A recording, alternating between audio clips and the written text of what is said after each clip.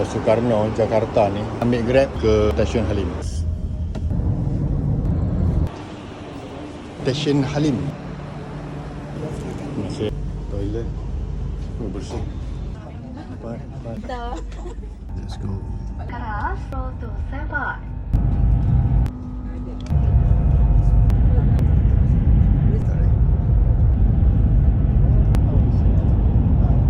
Padalarang, turun sambung train dekat Padalarang menuju ke Bandung.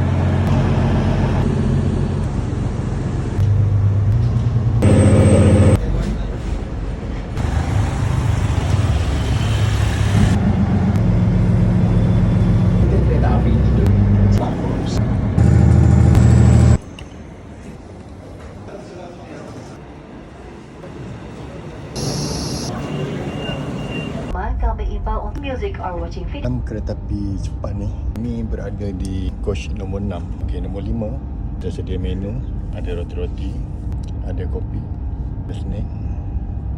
Jom kita pergi.